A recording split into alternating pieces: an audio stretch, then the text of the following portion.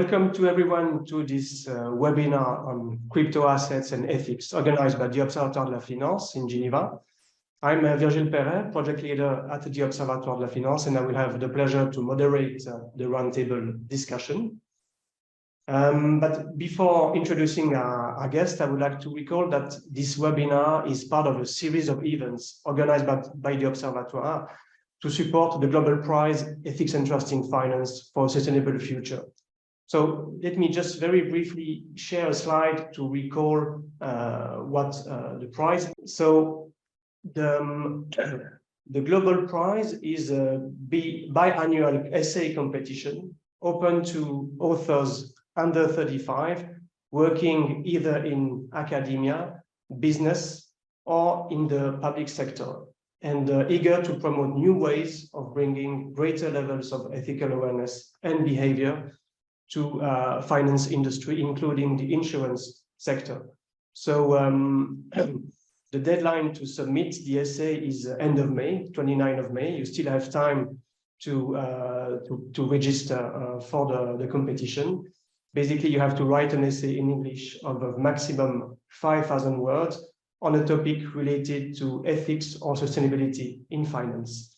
And the award for the winners is the award to be shared among the winners is $20,000. So I invite you to register if you're interested, or to circulate the information to anyone or within your networks to help us reach out new candidates.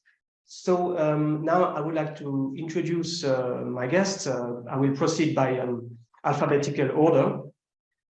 So I will start with Jan de Schepper. Jan de Schepper joined Swissquote Bank to head the marketing department in 2015. He was promoted Chief Sales and Marketing Officer, and in his current role, he's steering the sales, marketing, product management, customer care, and investment product department at Swissquote. Jan is further a board member of the Association of Swiss Advertisers. Then I will introduce Olivier Finn. Olivier is head of advocacy and capital markets policy research at CFA Institute.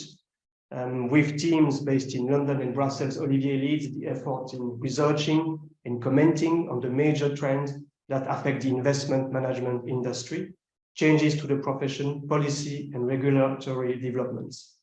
Olivier has joined CFA Institute in March 2019 after 15-year career in investment management, spanning research, portfolio management, product management, and regulatory compliance.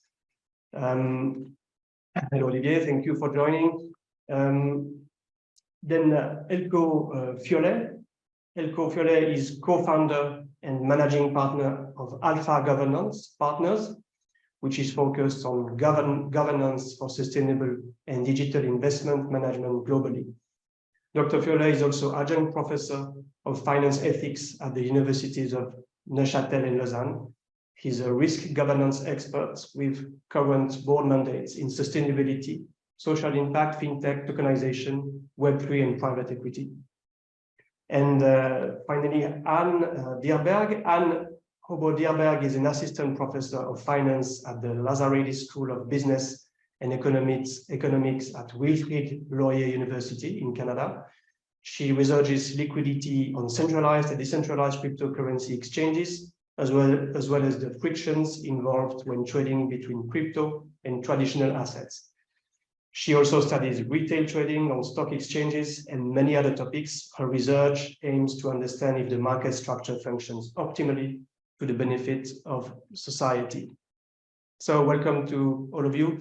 And before we start the proper discussion, I would like to ask each panelist to explain briefly how you are connected to crypto assets in your professional life.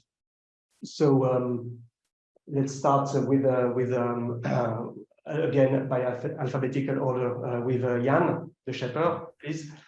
Okay, yeah, so Swissquote Bank basically since 2017, we give access to the crypto world. So with Swissquote Bank, you can trade, you can have custody solutions, also staking of crypto assets. So really, we were one of the first bank, probably the first bank in Europe that have given access to cryptos.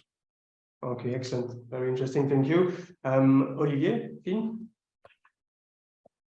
Thank you, Virgile, and good afternoon, everyone. It's a pleasure to be here.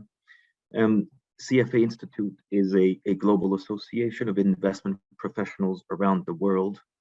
And after having considered for a while crypto assets and digital finance as very much something that had to do with mostly payment infrastructure, not so much investments, we have gradually noted how it has pervaded the world of investments through a retail audience, which has forced us to elevate crypto and digital finance into a key themes at the organizational level, whether from an educational standpoint or a research standpoint. So we are very much interested in delineating how crypto and digital finance are impacting the world of investments, whether from the point of view of those who provide those services, but also from the point of view of those who invest or may be exposed to these instruments. So this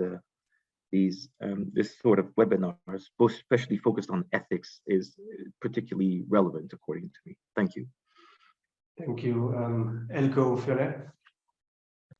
Yes, thank you, Fiole.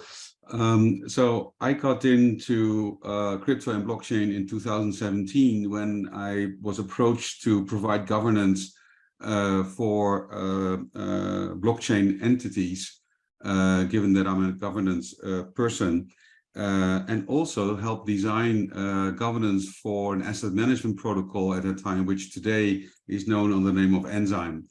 And so I've been doing governance work in this space ever since. It's around half of my portfolio of activities, be it, as I say, for blockchain and crypto entities, literally board directorships, as well as protocol governance design. And then during COVID times, when I was traveling much, far less, like all of us, I was actually, and I did that, inclined then to do an online degree in blockchain technology, because I thought anyway, it's part of the future. I might as well get some depth into it. So I took a degree at the University of Barcelona in this field as well. I think it's an exciting field to be in, and it combines well, to Olivier's point, with ethics. We're going to speak about that. Thank you, Eelco. Anne, Dyhrberg? Thank you so much. I'm excited to be here as well. So I got into crypto in 2013 when I was doing my bachelor's. Now I was really fortunate to do my PhD at the University of Sydney in Australia on cryptocurrencies and blockchain, specifically looking at the market structure of centralized exchanges. Now, since I sort of graduated from that and then moved to Canada, I've continued a lot of that research, but also expanded more into decentralized exchanges and sort of looking at mine extractable value and just-in-time liquidity and sort of some of these more decentralized aspects of it, which is really exciting. So that's where I am sort of in my everyday with crypto. Okay, excellent. Thank you. Thank you very much. So now let's start with, I will start with the proper questions with an introduction on crypto assets and decentralization. My first question will go to you, Olivier Fines. What are really crypto assets? Because we're not quite sure if it's securities, financial instruments, or currencies or commodities, or maybe none of these. And to what extent is it a problem that we don't really have a common definition of what crypto assets are? Thank you, Virgile. And to be quite honest, I wish you could tell me what they actually are.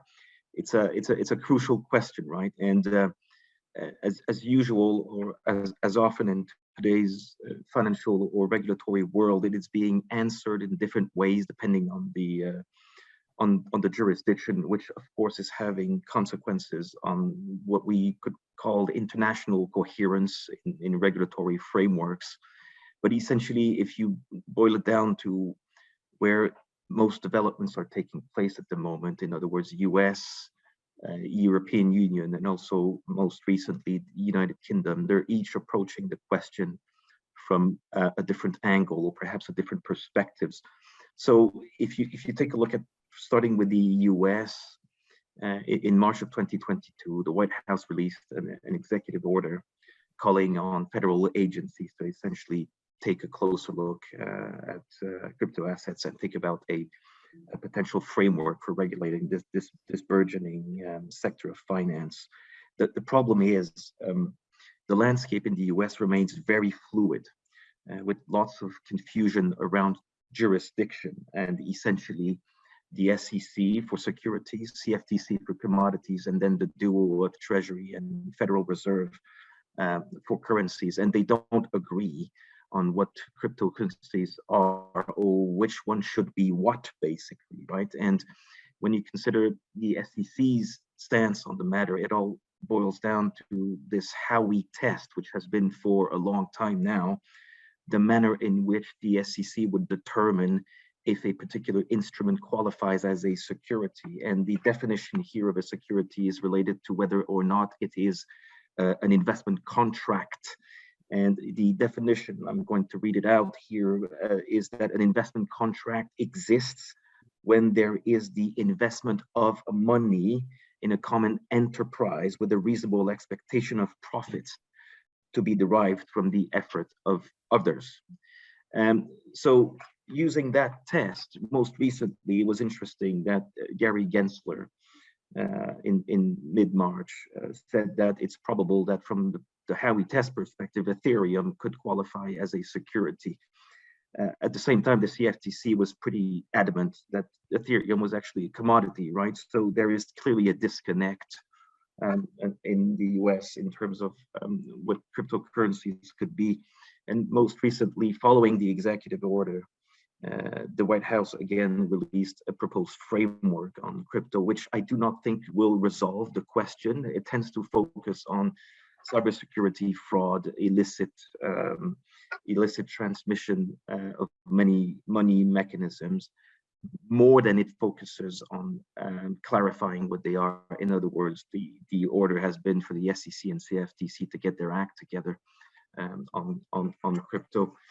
Then you have the EU, which was the first to come out with a comprehensive regulatory proposal on crypto assets, with the markets in crypto assets regulation in 2020, which is likely to be enforced in 2024. And it is interesting again that the EU does not exactly resolve the question of whether crypto assets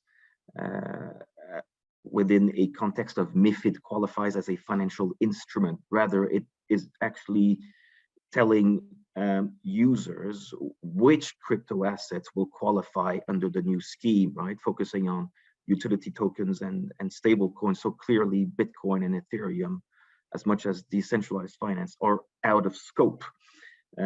So MiCA characterizes crypto assets differently than the way that the SEC qualifies securities, for example, right? So crypto assets is a digital representation of value which may be transferred or stored electronically using distributed ledger technology or similar technology, right? So not securities. And finally, in the UK, the most recent development was in the UK in February 2023, with Treasury releasing a consultation on a proposed framework for crypto, where they use a similar definition as in the EU, but they take greater care to stay more technologically neutral, I would say. And their approach has been to essentially encapsulate all of crypto assets within existing financial services law. So they cover Bitcoin, and we will discuss later on, I think, the notion of finding a proper responsible entity, which is not necessarily easy in a decentralized context, but the UK would cover decentralized finance, they would cover Bitcoin.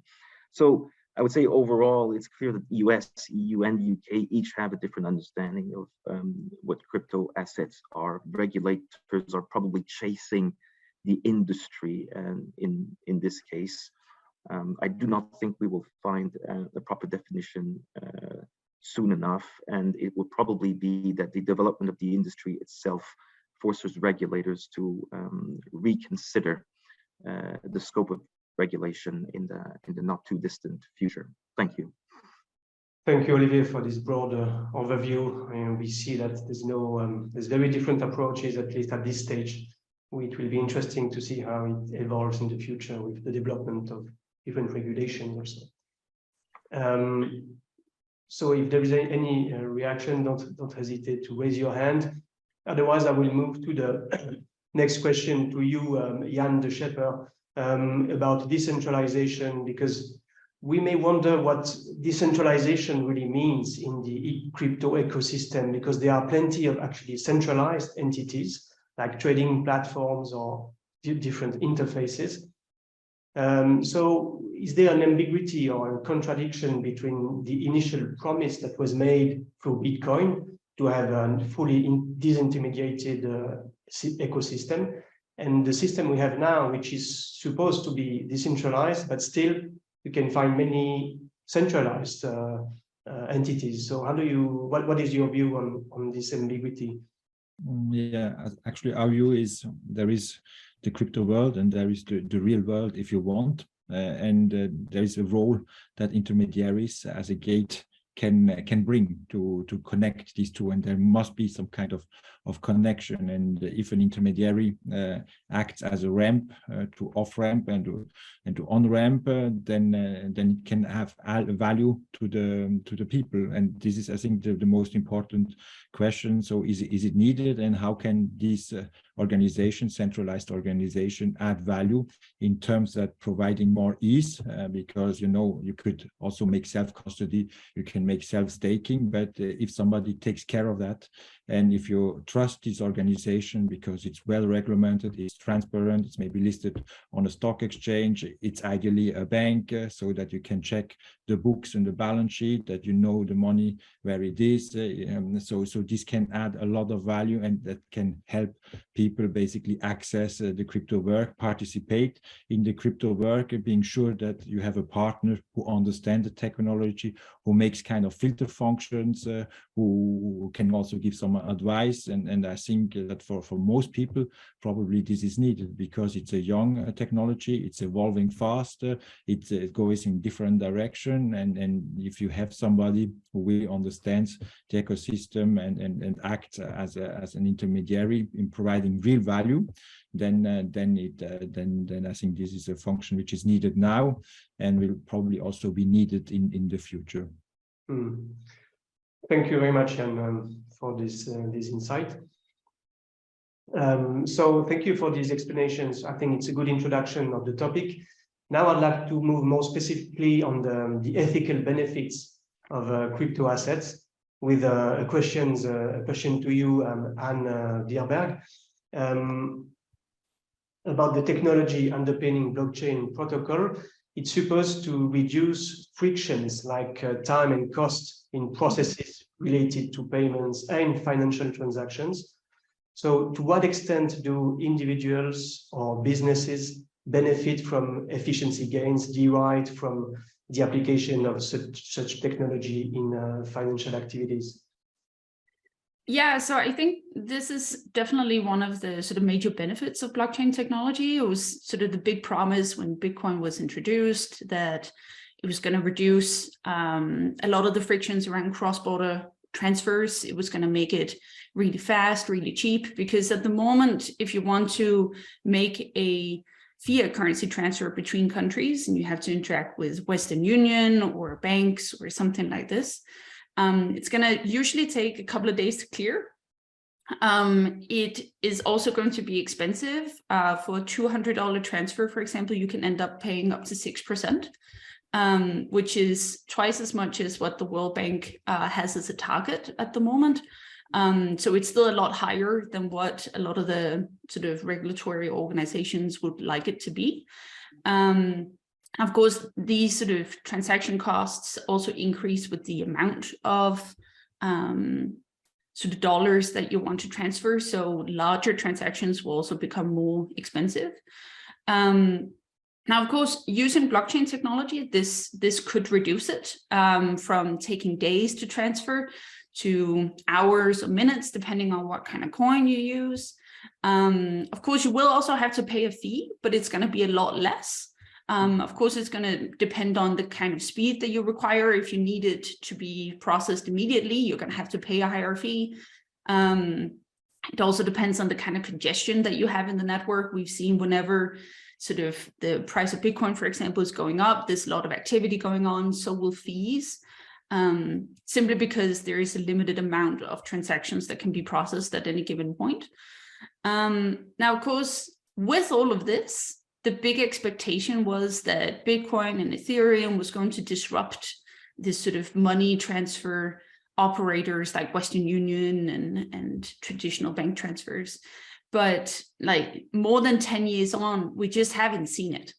It's not like Western Union isn't there anymore. It's not like they aren't making record profits. So what's sort of going on? And I think one of the reasons why Bitcoin hasn't really, or crypto hasn't really fulfilled this big goal that we had is simply because we have a lack of integration. As Jan talked about, we have to interact with a lot of these on-ramps and off-ramps whenever we want to transfer cryptocurrencies. So to take advantage of the higher speed of transactions, the lower fees, we still have to make a bank transfer from sort of the fiat currency bank that we have to a centralized exchange to then exchange it into a cryptocurrency to get into the ecosystem and take advantage of all of these things. So at the moment, you don't necessarily have or can utilize a lot of these gains. And it makes it more complicated for businesses and for individuals to take advantage of it.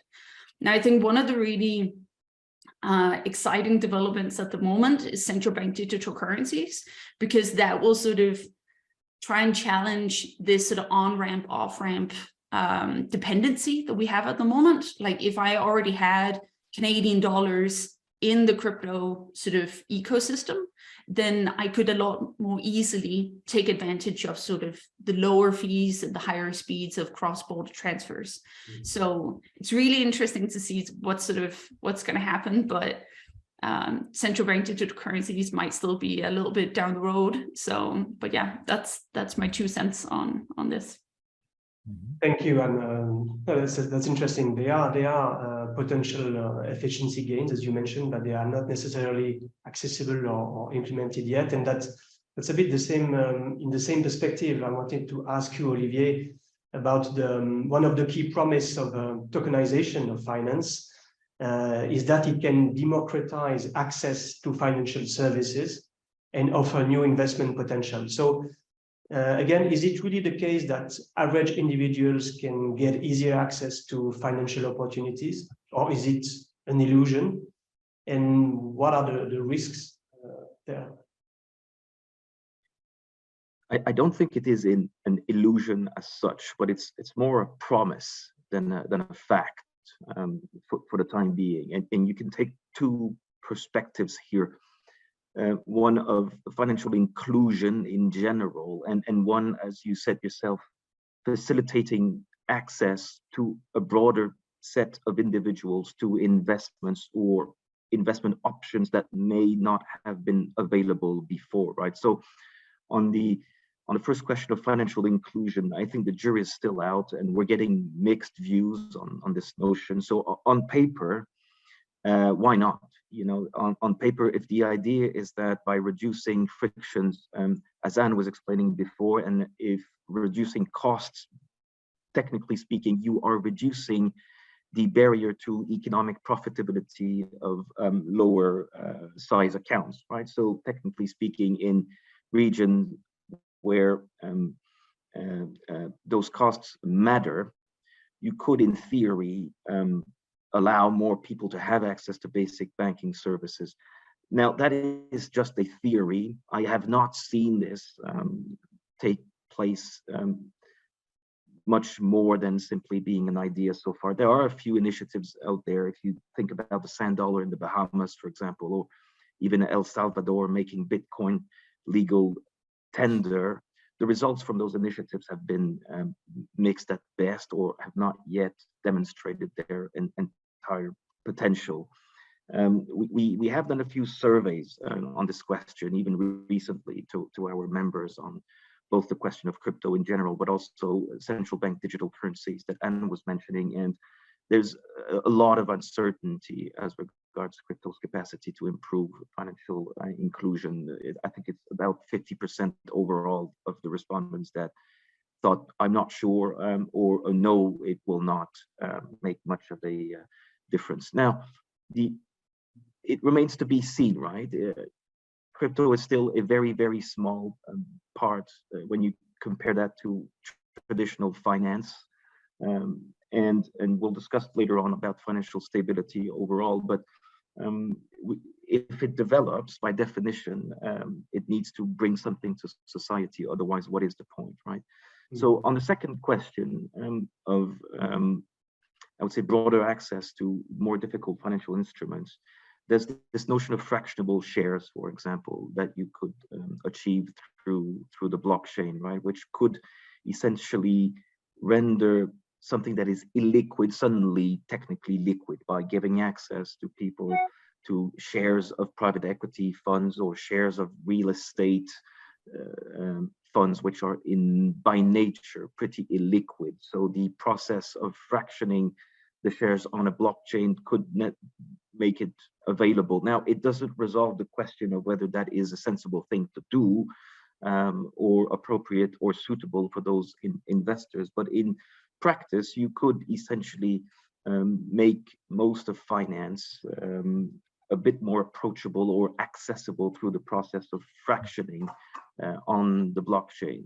I have to say, this remains, again, a promise, but it is an interesting perspective if, again, you buy the idea that long-term investment nowadays includes the capacity for people to have access to investments where a yield is going to be found, right? And that could include illiquid investments, alternative investments, real estate, private equity, and fractioning of shares there could be a way to give access, to grant retail investors access to those investments. But it resolves nothing about the inherent risks into those strategies, which is something that needs to be stressed. Thank you. Thank you, Olivier, for this insight. Now, more specific questions to you, Eelco, Fiole. The rise of crypto assets has also led to the development of new business models to transfer value more easily. For example, with programmable tokens. Do these new business models provide opportunities for ethics? And do you have any examples? Yes, thanks for the question, Fiole, and it allows me also to sort of reflect a little bit on what my colleagues here have said. So first of all, you know, the question, the new business models, and I actually work, and I will give an example in a moment, with a couple of ventures in the blockchain space, which have developed new business models to transfer value based on programmable tokens. Some of them live of over a year, literally transferring high amounts of money or value, I like to say, through their networks. And so one example that I would like to bring is the company called Adonic, where we transfer since a year and a half value to people in need in disaster zones, in war zones. And we've been powering with this company NGOs to pay out value in countries such as Lebanon, Syria, South Sudan, Afghanistan, and many, many more. Also active as we speak with support on the ground in Turkey and Syria after the earthquake. And those tokens that we use, they are programmable, which means that they reflect a certain amount of value which can be exchanged for goods, medicine, blankets, whatever it is that you can think of. So the big benefit of in this particular case is that we can deploy capital in over 190 countries within seconds and minutes instead of weeks. and that we can pay out as a result 2 to 3 times higher than what NGOs typically can do, given the logistics that we circumvent. And the social impact is trackable because it's blockchain based, right? And so all the donors can see exactly where their money is going to. So to come back to your question, chances for ethics, absolutely. I mean, you can do the right thing. This is just one example. Now, if I take it a little bit more general, and there's another company that I work with, which is a Web3 company where we produce social tokens. So we, with these tokens, power communities with their own currency and being able to raise funds which otherwise they couldn't raise. And in those communities, you can then think about appropriate representation of token and also non-token interests, which otherwise this representation would not take place. You can think about governance in those decentralized communities. And decentralized, what I mean by that is a shift from centralized to decentralized over time. You don't start up with a decentralized infrastructure, let's say, and that governance, that you can actually install a regulation based on behavior. So almost saying, forget about the legal token classification problems that we have, because tokens typically have more functions than one into one token, right? I mean, not just an asset token or a payment token or utility, they may have more. And so the regulation from this perspective may not solve the issue. Whereas if you go into behavioral aspects, then maybe you can come to a different mechanism of regulating whatever is going on in that ecosystem, which then also feeds into things like decision-making, much fairer decision-making, and lowered risk for fraud, but by the way, also in this Idonic case. So I think that these new business models that we're seeing, be it Web3 or be it other decentralized models, but also be it centralized models, there is a lot of opportunity to increase ethics, if you will, or increase the fairness and integrity of systems that manage value on behalf of others. I'm certainly going to speak about it a little bit more later on, but that's that for me is the prime, as Olivier so nicely said, that's the purpose. That's why you do things, and that is I'm going to say the new world, but the world is already here. The examples are live. Thank you very much, Eelco, for these very interesting examples of applications of technology for humanitarian purpose or other ethical purpose. It's interesting to hear that, and it's not always hearing about corruption or fraud or instability, but positive examples. Now, another question to you, Jan de Schepper. Can decentralized ledger technology bring also ethical benefits in terms of traceability and transparency of the financial transactions? I think so. I think really these 2 points, traceability and transparency, are the big benefits of the blockchain technology. And when you look just now what's happening in the banking world, with the crisis that we have, with this bank, which is regulated, but an investor, he has not always the transparency about what's happening inside the bank, about the money flows. We have a snapshot, maybe every quarter, maybe all 6 months, but we don't know actually how is the liquidity and is there an outflow. We have to trust the leaders of the bank, and sometimes the leaders lie and say, oh, no, the outflow has stopped, but it was not the case. And now we see what happened, and a lot of small investors that have lost money because they believed actually in all these statements and all this trust. So here, I think having a system which is transparent, and it's a public blockchain, so all transactions are broadcasted, so you can see where the flows are. I think this is interesting, and that can add additional value, so that everybody basically is treated equal, because all flows are transparent. So now it's maybe not easy to read these flows, but we are advancing, and there are chain analytics and this kind of technology, which then maybe in the future will give that additional transparency that can help for all kinds of of businesses, also businesses that are more delicate, commodity business, where you buy stuff but you're not sure basically what was the supply chain, what was the money flow, is it really a proper business? And I think people want to be ethical, and if they have the choice and if they have the tools to make ethical decisions and have a better supervision, I think they will adopt it. And I think this is really something which makes me very confident. And if we manage to integrate these technologies to the benefit of the whole good, I think that is very, very, very promising. Thank you, Jan. Thank you very much. So thank you for those different insights on the ethical benefits of crypto assets. That was great. And now I'd like to move to the second section of our discussion, which is more about ethical challenges or ethical concerns emerging from crypto assets.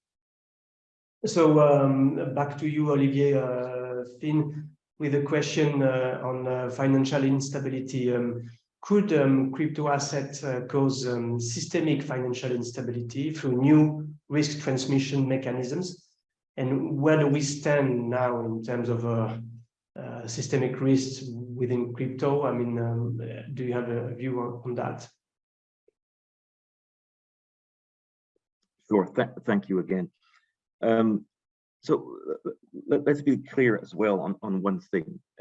At the moment, the entire crypto asset or digital finance universe is still very, very small when you compare that to traditional finance, right? So just to give you a few quick numbers, depending on the day, the entire market capitalization of all crypto assets in the world in dollars navigates anywhere between $1 and $2 trillion. Okay, the entirety of just the 500 companies listed on the S&P 500 is about $35 trillion of market capitalization. So whether you compare crypto assets and traditional finance in terms of size of market cap or even transaction volumes, digital finance is still a minuscule subsector of what you could call overall financial related transactions in the world, which it doesn't mean that it will not grow in the future, and especially through mechanisms. I think Anne mentioned stable coins earlier as well. These stable coins are probably the closest instrument we have right now in terms of connecting traditional finance with crypto assets, which is the reason why the CFA Institute Systemic Risk Council, which is a council we put together with former central bankers and prudential specialists, has called on regulators to declare stable coins as systemic instruments, right? Even if they still represent only about $140 billion in value at the moment. But we've seen not so long ago with the Luna Terra situation how the connection between traditional finance and digital finance can take place through the collateralization chain. So it is interesting, and listening to Eelco and also Jan, it is very correct that you could totally engage in transactions in the real world today without having to ever have to exchange actual fiat currencies through the use of stable coins. So if you're a Japanese buyer looking to purchase a car or whatever material in dollars from someone in Thailand, right now that transaction, as Anne was explaining, would be fairly complex, even if you don't necessarily need to know all the details. It will take a while. There will be spreads all over and costs and fees, and it will take a while until the transaction settles. With stable coins, the transaction can be immediate and frictionless. The problem you have is people need to have faith in the value as a store of value, right? If we remember the definition of what a currency is, it needs to be a unit of account, means of exchange, but also a store of value. If people start doubting the value of the stable coin. Suddenly, as we've seen with the Lunaterra situation, people will immediately exit the mechanism, the protocol, which may have, as it has had an impact on the real world of traditional finance, which is the reason why stable coins are deemed to be potentially systemic, or actually systemic instruments by our Systemic Risk Council. The recent events of FTX, but not just FTX, the Signature Bank, this is another example where the world of digital finance can have an impact on traditional finance, or in this case, vice versa, right? So, but I think we would be hard pressed to say that right now anything happening in the digital finance world, bar stable coins, could have systemic implications in the world of traditional finance. But we shouldn't be waiting for a major blow up to take place before putting together the right measures, right? So if in fact the point of stable coins is to act as a substitute for fiat currencies, then by definition they should be regulated with the seriousness that their endeavor implies, right? So that's what I could say about financial stability. I don't think we necessarily need to worry at the moment, but I think regulators would be correct to look at the mechanisms from a equal risk, equal regulatory outcome perspective, and stable coins, especially the ones that employ very complicated algorithmic collateral mechanism, or those who would have, I would say, suspicious access to their reserves in actual fiat currency, should be looked into with a lot of scrutiny. Thank you. Thank you, Olivier. Yeah, I think you touched the main point there. The fragility of many of those stable coins is the management of those reserves, which can be not really correct, and then create risks and possibly systemic risk. Although you say it's not at this stage, we should not be worried too much about systemic risk, but maybe later on. But as you say, regulators shouldn't wait too long. Also, we can see today that it's not only crypto finance, but it's also traditional finance that is becoming a systemic risk with Credit Suisse. That's another topic. So next question for you, Jan de Schepper, about the development of crypto assets. We say it can entail ethical challenges for consumer and investor protection. I was wondering if you at Swissquote, do you address some of these challenges, for example, through limitations or risk management system put in place in your company? Mm-hmm. Sure, I think customer protection is important. For sure, we follow all the laws, we follow all the framework from the regulators in Luxembourg and in Switzerland. We are even often consulted by the regulators when it comes, for instance, the setup for the transfer of cryptos in and out. So here we work together with the regulators and find a good system. But it's also true that we are a bank, basically, where we have only self-directed clients, and we believe in empowerment, and we believe that people should make their own decisions. So what our role is on the one side, we are a filter. That's that we filter out the right technology and have the right setup to make it easy to access the crypto world, and also in terms of filtering the currencies. So there are like over 7,000, I don't know how many cryptocurrencies.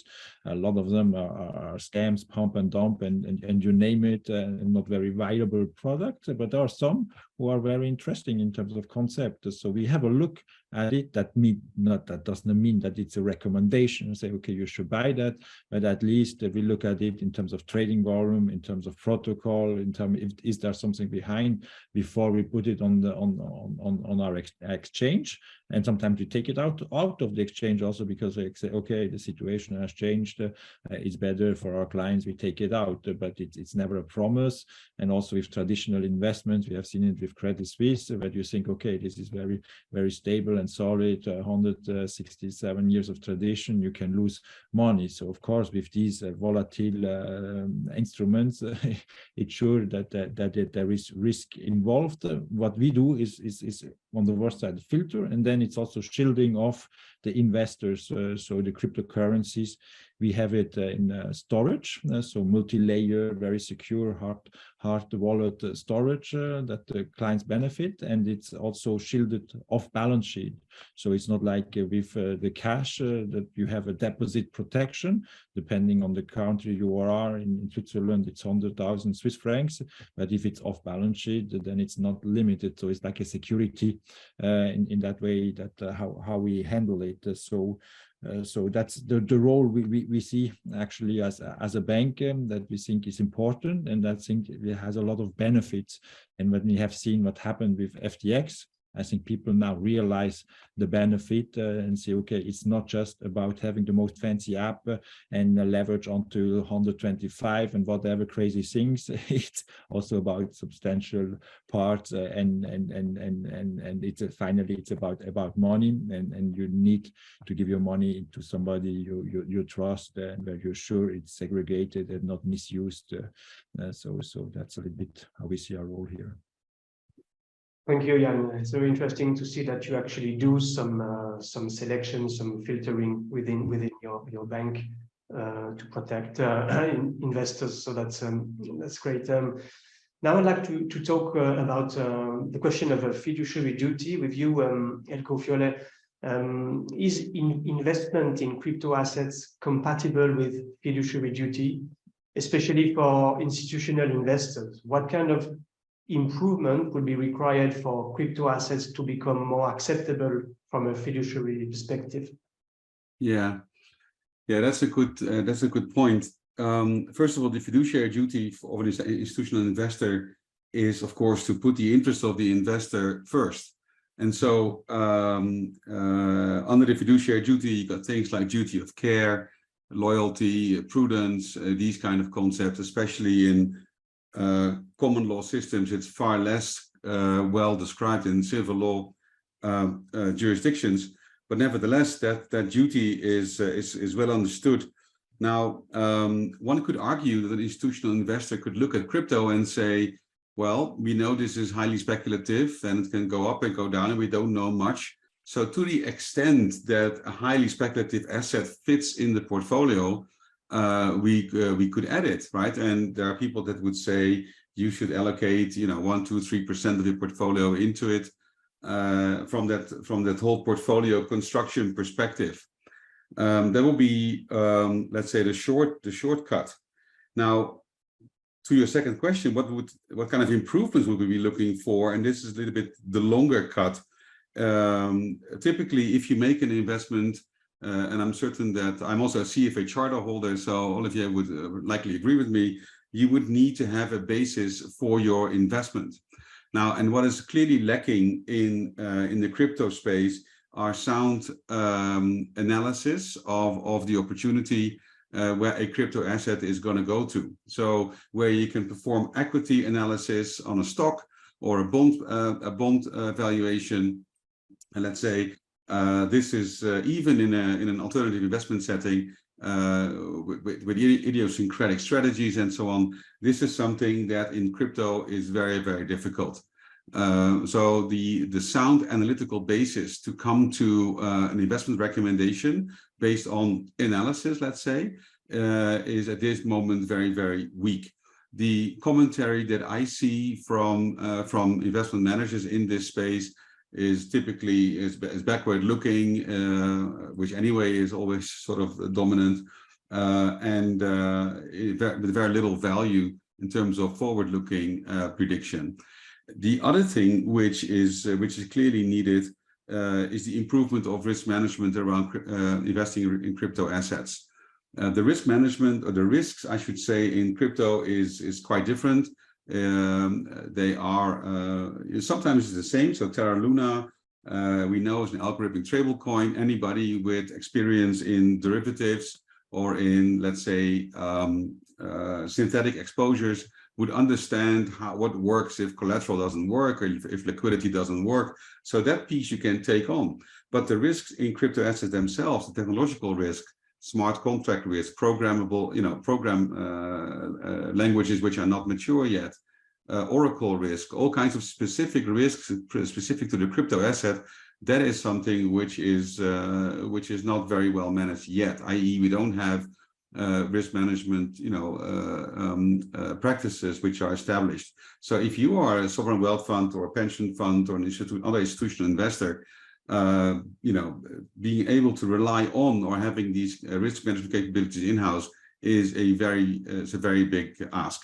And so these are the things, in my mind, the basis for the investment recommendation and the risk management aspect, also in a portfolio context, are the things that need to improve to make it a sound fiduciary decision to go into it.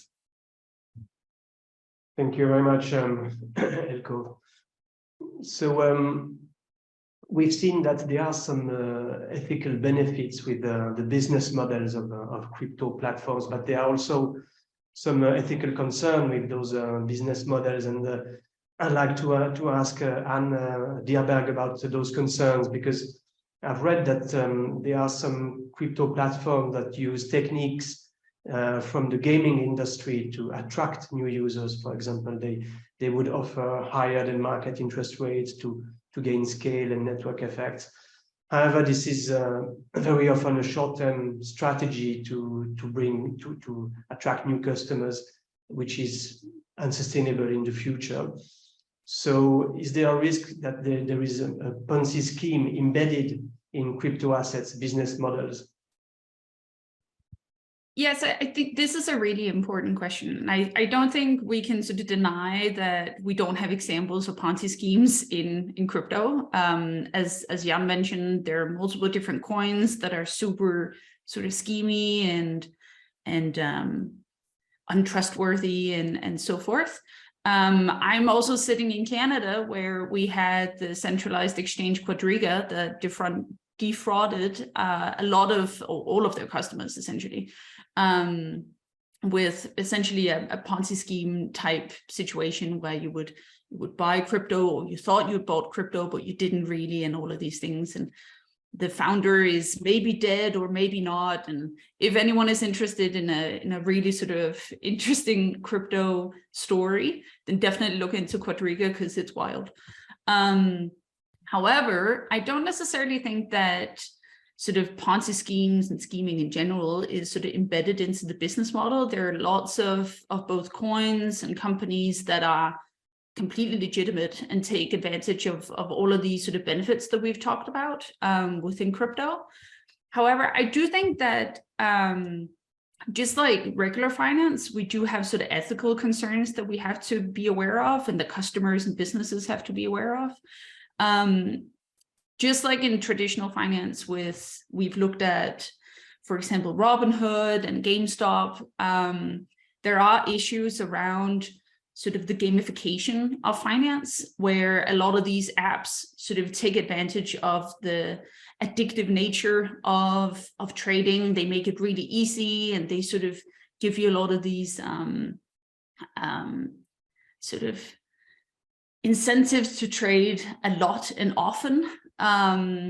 Of course, in the US and in Europe, a lot of these apps and companies will be regulated. And in crypto, of course, we don't have as much regulation. So a lot of this is sort of magnified. A lot of these risks will be magnified. And especially when it comes to a lot of these trading venues, a lot of these centralized exchanges where you might have really complex derivatives that you can trade, you have margin that you can trade on, and you don't necessarily have good explanations for what are the kind of risks and exposures that you get as a customer when you interact with these sort of venues. So I think from a consumer protection sort of perspective, we have to be really aware of what are the kind of exchanges that we interact with? What are the kind of coins that we interact with? Because we don't necessarily have any guidelines or any sort of safeguards from regulation to protect us in this way. But yeah, so that's where I'll leave it. I see some of my panelists have things to add as well. Thank you, Anne, for these insights. Yeah, I think there's a reaction from Olivier.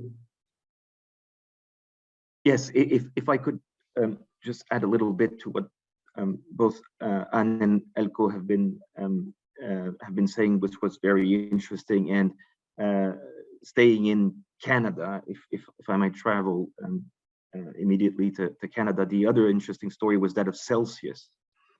And Celsius, going back to what Anne was just saying, was involved in DeFi protocols, lending and borrowing, and staking in a way, right?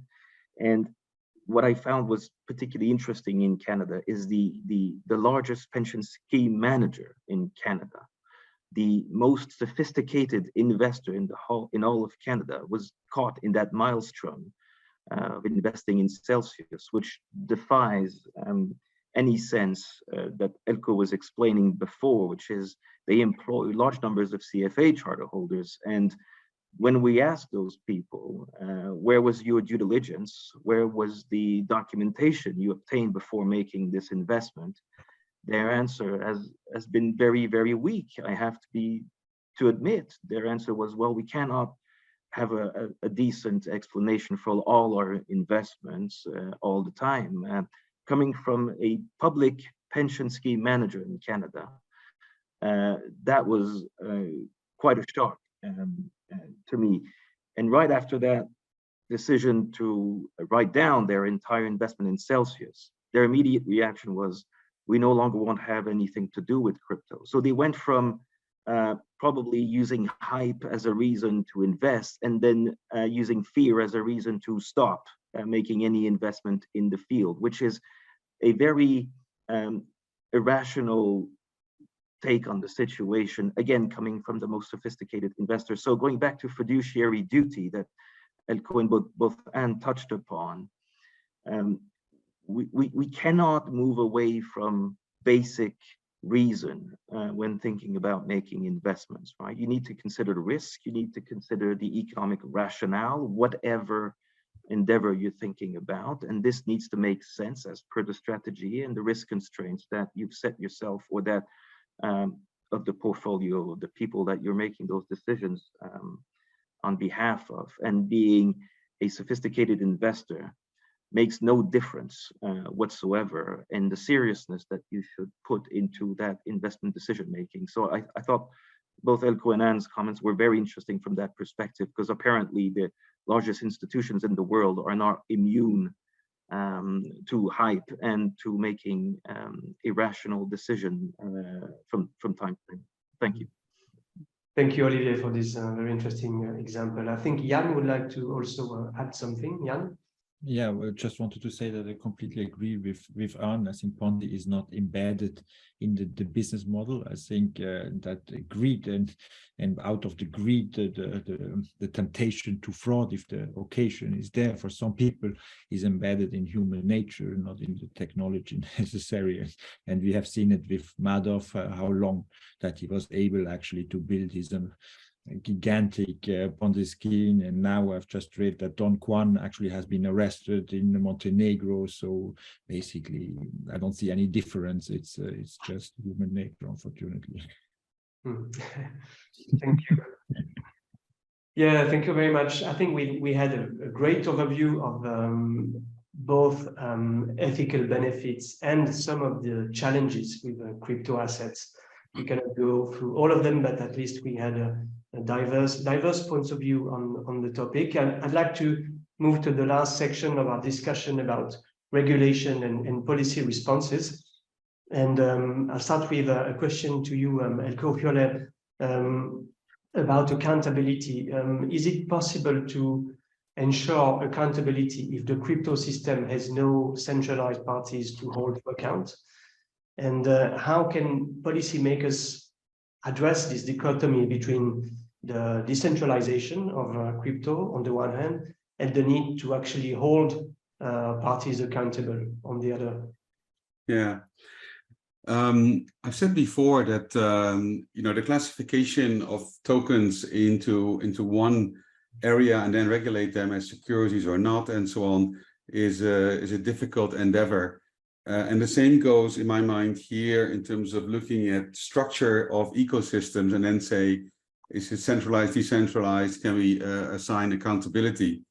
What I would like to propose is what I've mentioned around behaviors. And so I can talk long about that, but more concretely, if you are active, if anybody is active, a person, an entity is active in crypto or blockchain, and you are proposing to transfer value, or you're designing to transfer value of somebody else's money, somebody else's value, let's say from A to B, then basically the fiduciary duty appears right there, right? The moment that you take somebody else's money and you say, trust me, because I'm a great developer, me or my company or my ecosystem, centralized or decentralized, then the fiduciary duty is there. And I'm talking about the moral fiduciary duty, not the fiduciary duty as we know it from common law systems. And so, and I should say in brackets that, by the way, before we code something into law, we will have an ethical agreement on what we think is right.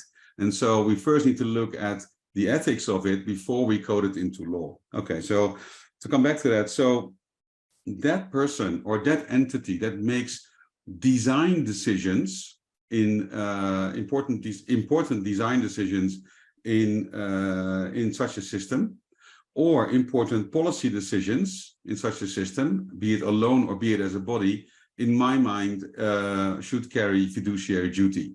So I don't care if this happens at a centralized party. I don't care if it's a decentralized party.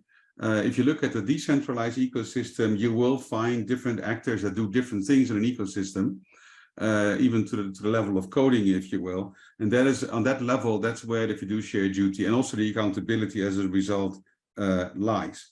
And so any regulator looking into this can ask this question. Well, what went wrong or what could be going wrong, and which element of an ecosystem is responsible for that? Now, this sounds potentially academic, but we know already now from software development that software developers, they have a waiver for liability for some time before when all the bugs come out, let's say, and before they have full liability for their software.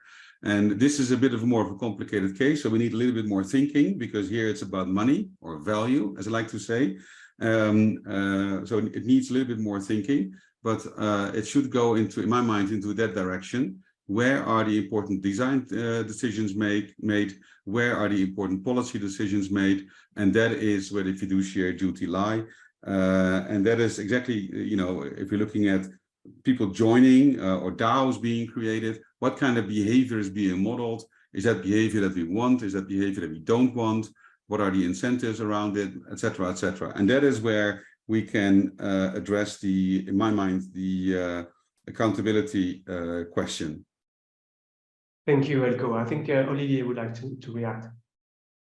Yes, I entirely agree with Eelco. Just to point out an interesting development in the UK on that question, because when it comes to decentralized protocols, Bitcoin comes to mind, right? And as we've discussed in the EU, the markets in crypto assets regulation, MiCA, isn't exactly resolving the question and will not even capture Bitcoin in its regulatory scope. The benefit that the UK has had in taking their time has been to look at the shortcomings, both in the US and the EU in terms of regulatory scope.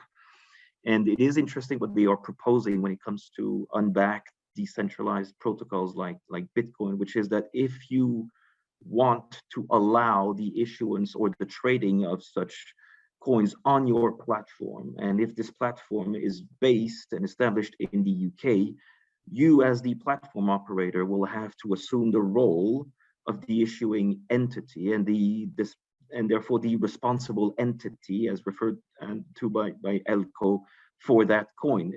I'm not sure if when crafting this regulation they had in mind all the implications that that this would mean, but in practice, it means if you want to trade Bitcoin on your platform in the UK, and if this regulation is upheld by regulators and Parliament, it means that the platform essentially will be responsible for all the aspects that Eelco mentioned, right? So the governance,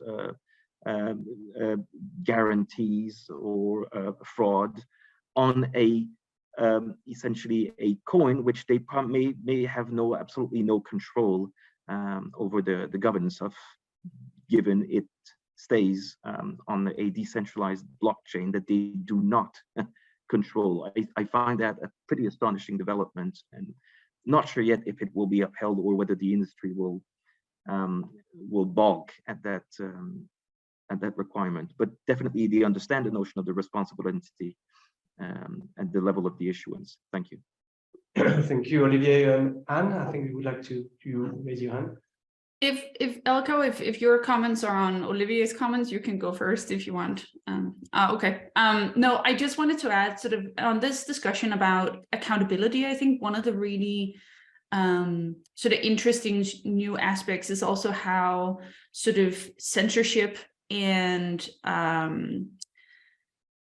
sort of controlling what transactions should be verified and shouldn't comes into play. Like we saw last year with OFAC sort of adding Tornado Cash to their list of coins that essentially if you interact with these, you will be sanctioned. It was on their sanctions list. And I think that's a really interesting sort of aspect to it. Like what happens when a coin like that or a protocol or anything like that becomes sanctioned by a government? How does exchanges react? How does the validators or the miners, how should they react to it?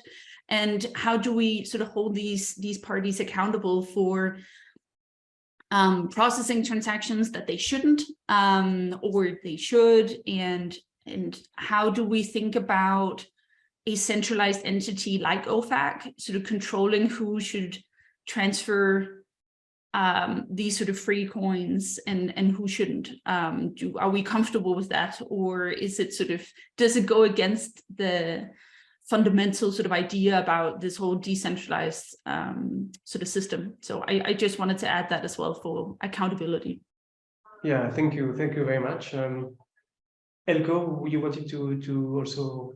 Yeah, I was thinking if I would have sounded a bit academic, I'm not, right? I mean, this is something that if I speak to literally with DeFi or Web3 type companies, and we talk about protocol design or token design or design of tokenomics, these are the questions that I put forward. And I would say, so show me, who is taking what kind of decision?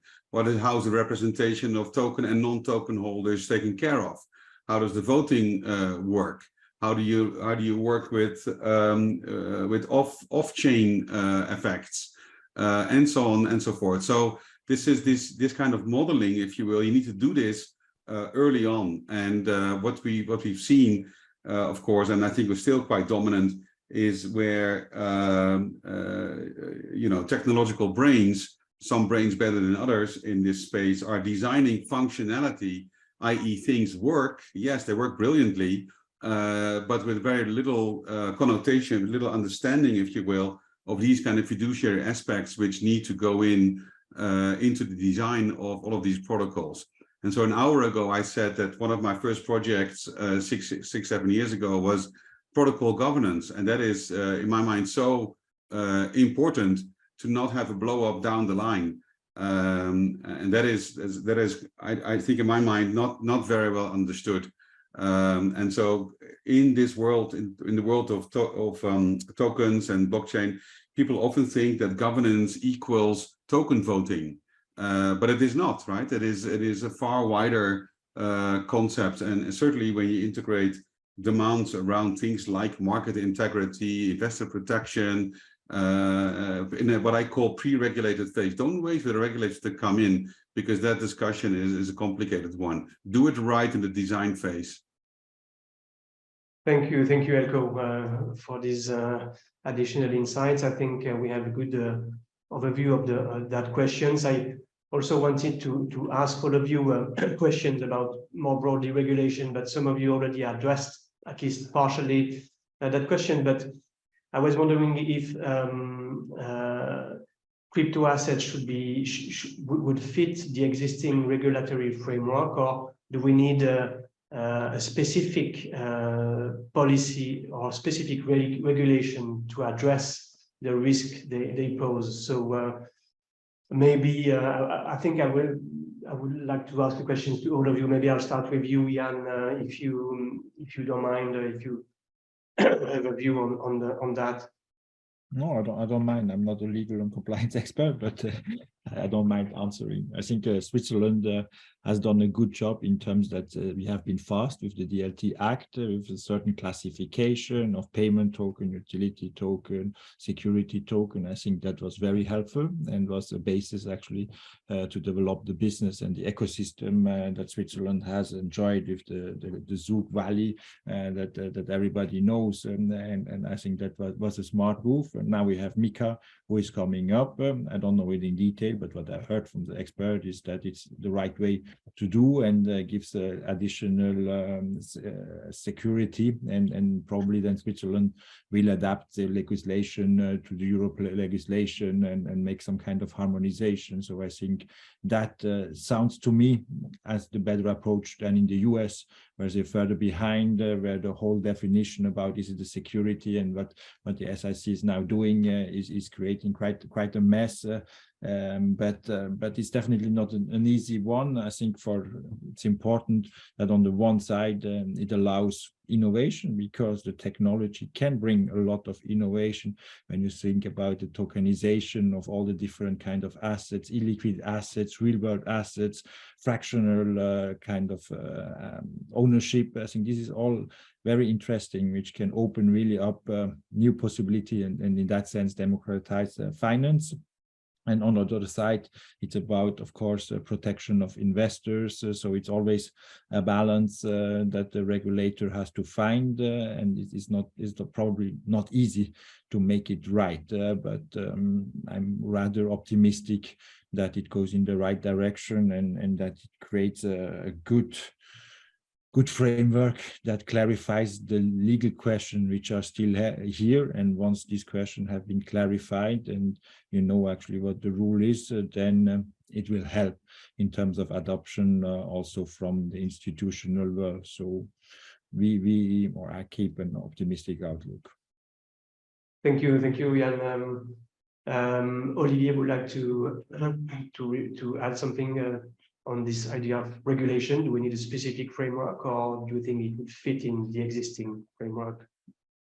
It's a difficult one, right? And so I have been myself a regulator in a past life, and it's probably fair to say that regulators, their entire life is spent.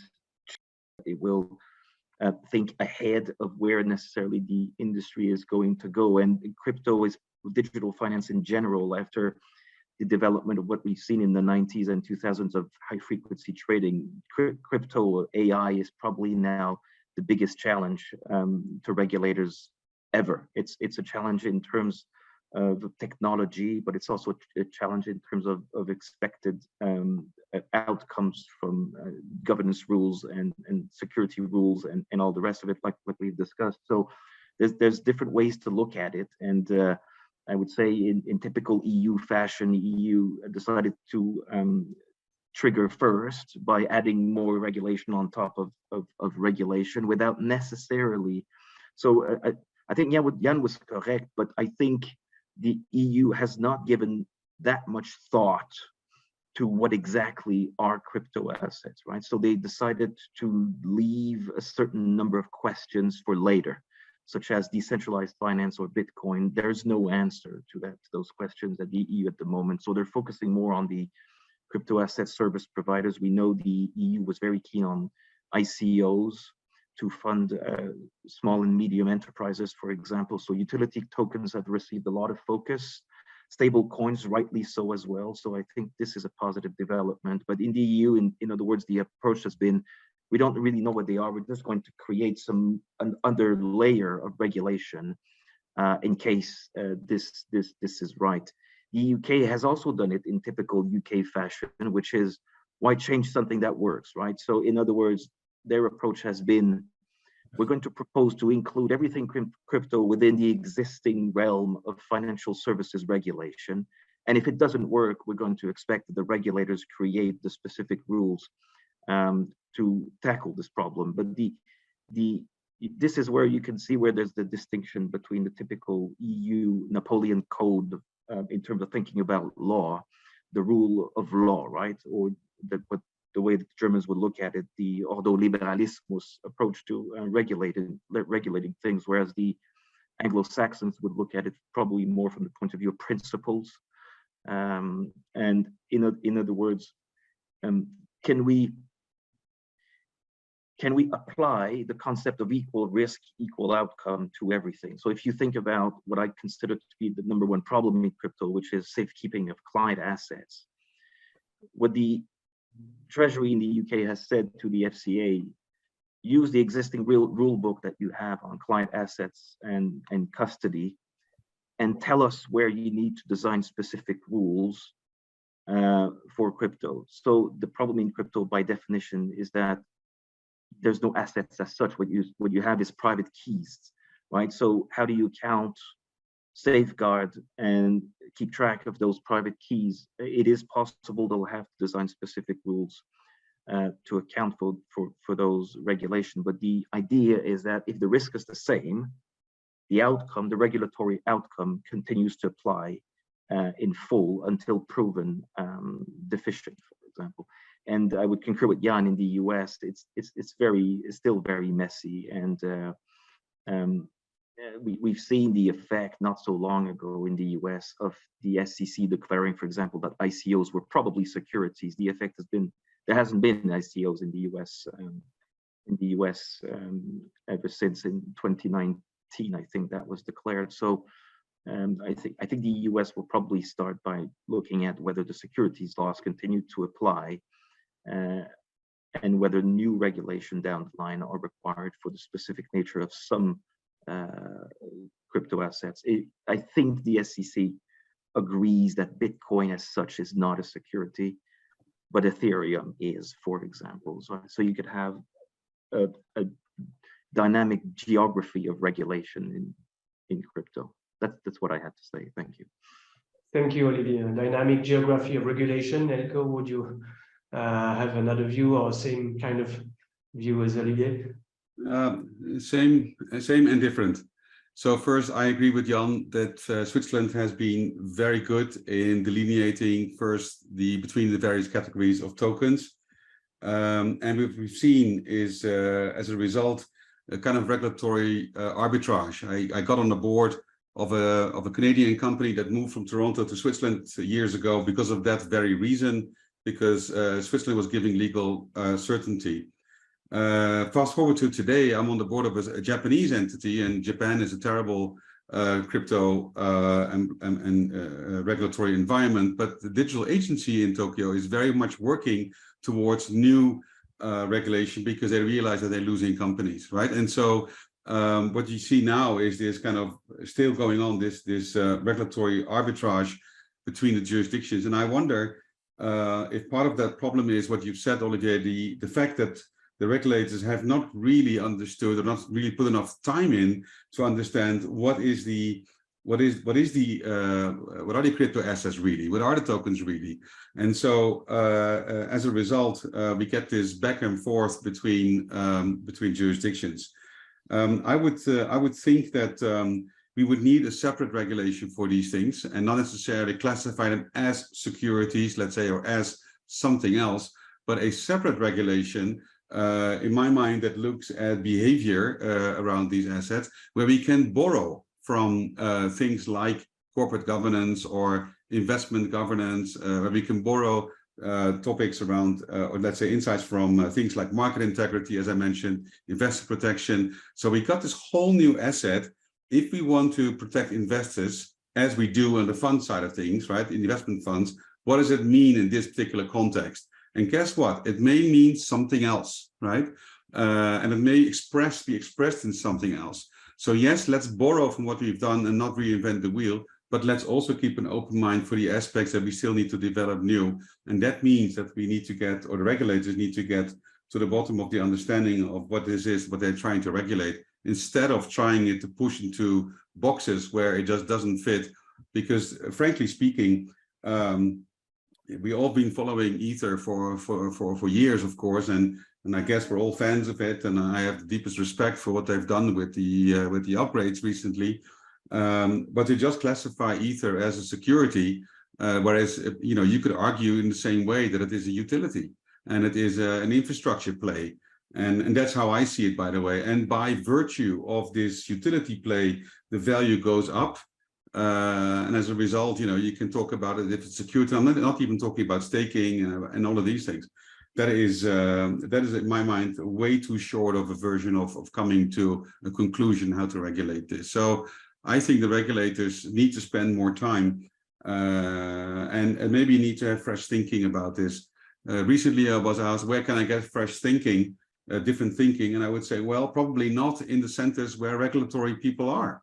Right? If you go into Brussels and so on, guess what? You will not find blockchain people. Go to Crypto Valley Zouk, go to Berlin, go to London, go to where the developers are, and talk with them, right? And there you will find interesting insights that you can help build your regulation on. Thank you, Eelco. Finally, Anne Dyhrberg, would you like to react also to that question?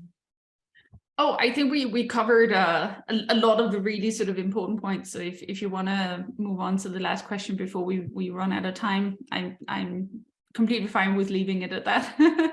Okay, yeah. So let's move to the last question actually, which is about CBDCs, a topic you also mentioned, Anne, at the beginning.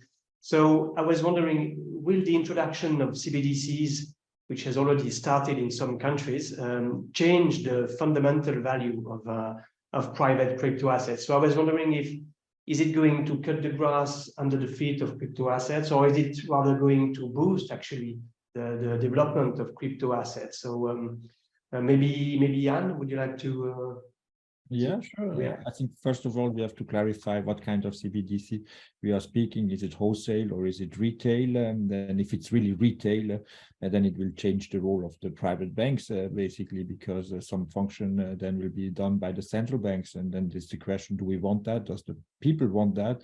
There are also privacy concerns. There are worries with making the money programmable. So I think there are still a lot of hurdles and a lot of fears, and I don't see it coming that far. Maybe on a wholesale level between the central bank and the banks, probably that would be the first step to introduce it. But even if it would be introduced, I would see it probably as complementary, because if it's introduced, it will not be of interest. And if we allow creativity on the stable coins and on the other cryptocurrencies, then it can live together and complementary, and could even be an accelerator for the future.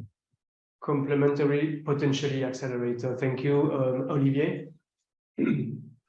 Well, again, in the survey of our membership we did not so long ago, we've asked that very question, right? Whether you think private cryptocurrencies and central bank digital currencies can coexist. And I was surprised to find that a majority thinks it is possible for both to coexist. In other words, they don't have the same usage. Now, when I asked some experts out there, some expressed doubts whether that's possible, right? So the question has to be asked as a government: why would you want to launch a central bank digital currencies as opposed to letting the private market deal with, if it is the case, a need for digital forms of currencies? Well, if I'm the government, I can think of a few reasons why I would want to do this, which is to not lose control over the means of exchange in my jurisdiction and continue to control monetary policy. So if you want to do that, by definition, or maybe I'm wrong, does it not mean that you're leaving less space for private cryptocurrency? So, but at the same time, it is possible to imagine a world where private cryptocurrencies themselves use a CBDC to facilitate their own transactions and act as a stabilizer. So kind of a wholesale versus retail approach to those mechanisms. let's see. But right now, as Jan was saying, I agree. When we ask people the main reasons why they would resent the establishment of a CBDC would probably be data privacy comes a clear number one as a reason why they would disagree with the launch of the CBDC. Thank you, Eelco. Well, very brief. I think they can very well coexist. CBDCs have a different use case. Olivier mentioned monetary policy. We can talk about it at a separate event because it's, of course, a fascinating and really important aspect of CBDC, be it retail or wholesale. The private crypto assets, they fulfill, if you will, a different use case. And so I can very well imagine that you would use the one or the other for on-ramping, off-ramping, and so on. And so I very much see this as a very complementary development, not at all anything which is a competition or an alternative for one or the other. Especially also if you look at certainly top 10 or top 20 tokens, you know, how many of them are really cryptocurrencies in the sense of a currency, right? And even Bitcoin is being questioned, and rightfully so, of course, for all kinds of reasons. And so number two, Ethereum, I just mentioned, is a utility play, and so I don't see this as mutually exclusive at all.